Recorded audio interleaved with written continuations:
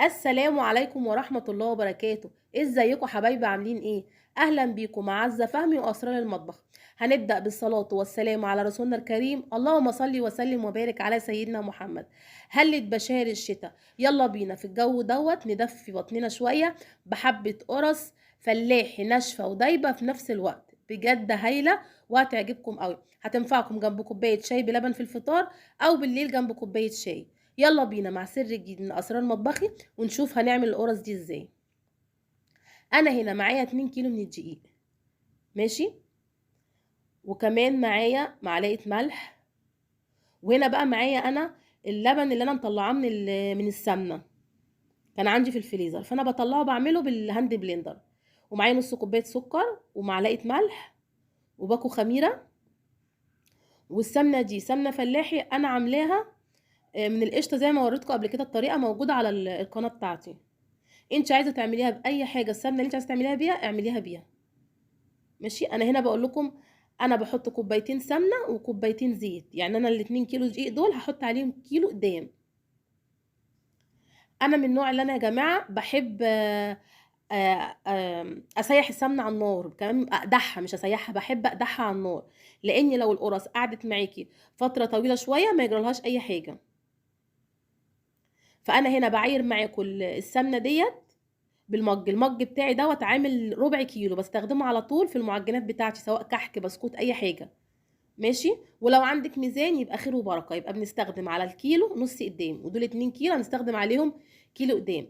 انا عشان عايزاها ناعمه وعايزاها ناشفه في نفس الوقت حطيت نص الكميه سمنه ونص الكميه زيت، خلاص، واحطها على النار تقدح، وبعد كده هكمل شغل فيها. انا كملت المج بتاعي هنا بالسمنه بتاعتي.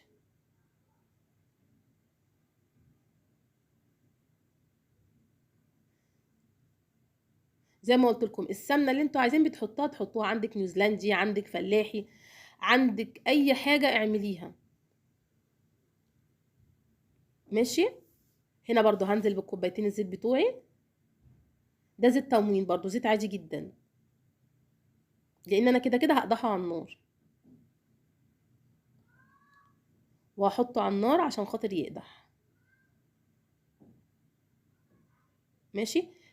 هنا بقى انا حطيت الدقيق بتاعي منخلته كويس جدا، لازم ادخل فيه الهواء ورشه الملح عليه، وهنزل بالسمسم بتاعي عليه.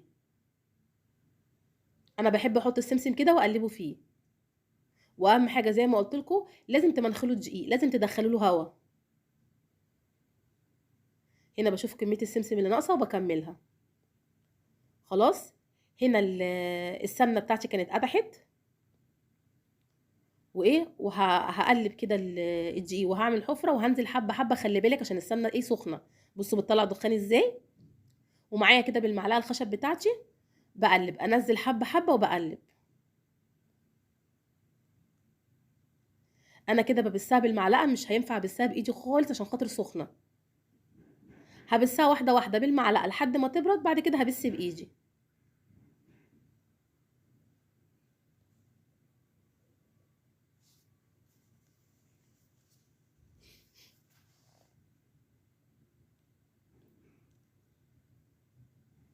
بصوا انا هنا اهوت بحط زي ما قلت لكم حبه حبه وبالمعلقه. انا بخلي الدقيق كله يتغلف بالسمنه قبل ما احط اي ميه ولا اي حاجه تانية. بصوا الدقيق كله بصوا شارب السمنه، طبعا هي لسه سخنه، فانا لازم هسيبها على جنب تبرد لحد ما اكمل بقيه ايه الحاجات اللي انا بحضرها. اهم مرحله دي مرحله البس، اللي انت تشربي الدقيق كله بالسمنه بتاعتك عشان تعرفي كميه السوائل الفاضله اللي انت عايزه تحطيها قد ايه. هنا بقى احنا هنعمل تيست للخميره بتاعتنا، معلقه سكر مع باكو الخميره بتاعي. زي ما قلت لكم الافضل والاحسن في اي معجنات تعمليها انك تعملي تيست للخميره. افرضي انت عملتي الخميره على طول على الدقيق والخميره كانت فسدانه، فانت كده خسرتي سمنتك وخسرتي دقيقك وخسرتي كل حاجه. طب وانا ليه انا لما اخسر 2 جنيه حق باكل الخميره، او تمن باكل الخميره، احسن ما اخسر كل الحاجات اللي انا حطيتها. هسيبها بقى تخمر على جنب الخميره وتفور.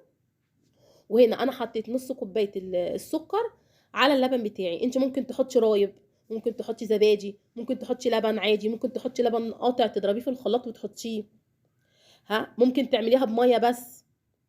انا هنا قلبت بصوا السكر في اللبن، وهنا بصوا ما شاء الله اللهم بارك الخميره عامله ازاي كده، ايه جميله جدا، وهشتغل فيها وانا بيها وانا مطمئنه. خلاص انا نزلت بالخميره اهوت على العجينه بتاعتي اللي انا بساها. ماشي، هي العجينه بقى هنا بردت بقى، انا هشتغل بايدي. هنزل بقى باللبن حبه حبه كده، وانا مش بعجن، انا بشربها بس السوائل، وبنزل حبه حبه بالسوائل عشان اشوفها هي هتحتاج سوائل قد ايه، لان كل دقيق ليه سوائل معينه يعني بيشربها، مش كل دقيق واحد. وعايزه اقول لك انت لو هتعملي كميه دقيق كتيره مثلا 4 5 6 كيلو، يستحسن ان انت تعجنيها بميه، عشان لما تبقى كتير او تقعد معاكي مده اطول ما يجرالهاش حاجه. اللبن دوت تعمليه الكيلو او 2 كيلو، مش اكتر من كده. هو بيديها قيمه غذائيه عاليه وكل حاجه، بس ما ينفعش انت تسيبيه فتره طويله. زي ما انتم شايفين كده انا بشرب اللبن للعجينه، حطيت اللبن بتاعي كله وايه، ونزلت بنص كوبايه ميه تاني. انت بتحطي الميه او بتحطي صويا بتلاقي العجينه طريه ما تخافيش، شربيها هتلاقيها تلم معاكي. اهم حاجه اللي احنا ايه، نشربها ايه كويس، هنحس ان هي لسه مفروله، نحط لها حبه سوائل تاني. وهوريكم دلوقتي احنا هنختبرها ونعمل تيست ازاي للعجينه. بصوا هي ال2 كيلو دقيق دولت اخدوا معايا حوالي نص كيلو لبن، وكوبايه ميه، ونص كوبايه الميه بتاعت الخميره، فحسب بقى ما انت هتاخد منك. شايفين؟ انتوا تحسوا ان هي طريه، بس هي هتشرب وهتبقى زي الفل تمام التمام. بجد العجينه في ايدي طريه وجميله وهايله اللهم بارك.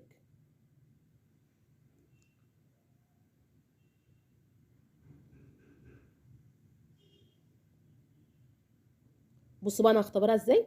باخد حته من العجينه، بكورها عادي، وبتك عليها، لو ما شققتش يبقى دي مية مية، شققت بتنزلي عليها بحبه ميه تاني. خلاص كده العجينه بتاعتي تمام التمام. بصوا اتشربت مفيش ميه وطريه وحلوه جدا. هسيبها بقى ترتاح شويه، انا مش بخمرها، يعني ربع ساعه بالكتير قوي لحد ما اجهز الصاجات بتاعتي. طبعا انا مش هدهن اي حاجه في الصاجات، لانها ما شاء الله فيها سمنه ياما وزيت ياما، هي ايه منها نفسها، ما ينفعش احط حاجه في قلب الصاجات او الصواني. خلاص طبعا احنا بقى هناخد كده من الجنب وهنشتغل بقى ايه في الصواني. وانا هقطع العجينه وهشكلها على طول. ليه بقى يا جماعه؟ لانك انت العجينه دي فيها سمنه ياما والجو برد، انت لو قطعتي وركنتي العجينه على جنب كتير، ال- السمنه هتنشف وهتيجي تبططيها هتشقق منك.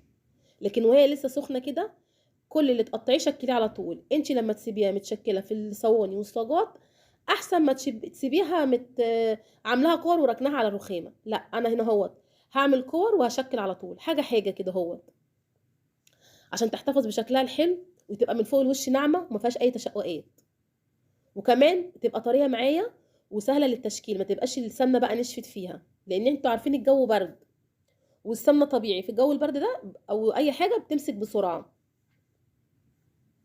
شايفين سهله التشكيل معايا على طول عشان هي العجينه سخنه. على فكره انا بحب في الخبيز الصواني جدا، بصراحه الصاجات يعني ضايقتني جدا وخانقاني. لو حد يعرف حل للصاجات دي، انا الاول كنت بعمل فيها الكحك والبسكوت وكل حاجه، كانت مية مية، كانت حلوة جدا. دلوقتي بصراحة مبوظالي الخبيز، مش حلوة خالص. وعايزة اقول لكم انا حاطه لها ورق زبدة من تحت وبرده مش حلوة.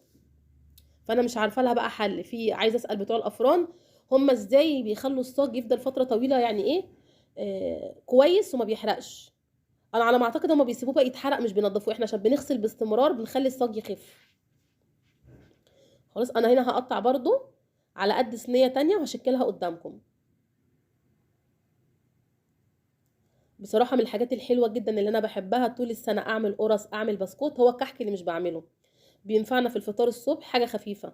يعني ساعات بنزهق من الجبنات والفول والفلافل، فبيبقى ايه بنقوم الصبح مش قادرين ناكل اي حاجة، كوباية شاي بلبن مع قرصاية مع بسكوتين بيبقى ايه حلوين جدا لحد ايه ما نيجي ناكل. بصوا انا بشكلها بخليها 1 سنتي، مش بخليها ايه اكتر من كده لانها لسه هتخمر تاني في قلب الصواني. وبعد ما بتخمر يا جماعه انا بعملها بالشوكه. يعني انا ما خمرتش في البلاستيكه، انا عجنت وسبتها ارتاحت شويه وحطيت في الصواني والصاجات. انا بسيبها اركنها في الصواني والصاجات تخمر زي ما انتم شايفين كده. بص شكلها جميل ازاي. هنا بص بقول لكم انا حاطه ورق زبده. هعمل بقى معاكم القراقيش وهوريها لكم.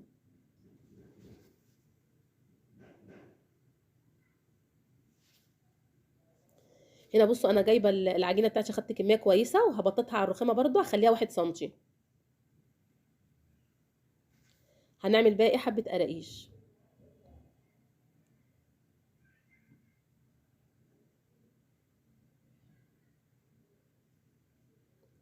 بصوا كده اهوت بقطعها عندك بقى سكينه، عندك قطاعه، عندك قطاعه بيتزا، اي حاجه قطعي بيها كده الحروف وخليها على شكل مستطيل. واعمليها كده اهوت ايه شرايح عشان هعملها صوابع. بجد جميله جدا. عايزه اقول لكم القرص ديت يعني من الحاجات اللي انا بحس اللي هي بتديني في البيت كده ريحه زمان وخير وبركه زمان بصراحه. والقدحه والكلام ده، لان طول عمرنا زمان بنحب نقدح السمنه للكحك والبسكوت الكحك والقرص. البسكوت لا طبعا، الكحك والقرص والحاجات بتاعتنا. بصوا انا شكلت العجينه بتاعتي، شايفين ازاي؟ شايفين الصواني؟ شايفين الكميه اللي انا عملتها؟ وعايزه اقول لكم في كميه كتيره لسه في البلاستيك، اللهم بارك، لسه في البركه موجوده وحاصله. باخد من الجنب كده واشتغل. انا طبعا هخبز عشان اكمل بقيه الكميه بتاعتنا. شايفين الشكل؟ بجد وانا بخبزها ريحه زمان وبركات وخير زمان مالين المكان. بجد كانت هايله، ريحتها فظيعه جدا، وتحسي بالبركه في البيت. والشكل بتاعها كان رائع، والسمك بتاعها كان جميل جدا، وما خدتش بصراحه مني اي وقت. وكانت من الحاجات الحلوه جدا اللي عيالي بيحبوها. شايفين شكل القرص؟ بجد هايله، وشها ناعم، ها، وجميله جدا. ناعمه وفي نفس الوقت بتقرمش معايا. وانا هنا وصلت لنهايه الفيديو بتاعي. لو وصلت لحد هنا ما تبخليش عليا بالكومنت والدعوه الحلوه بتاعتك والاشتراك واللايك لقناتي، وتفعلوا زرار الجرس عشان يوصلكم كل جديد. والسلام عليكم ورحمه الله وبركاته.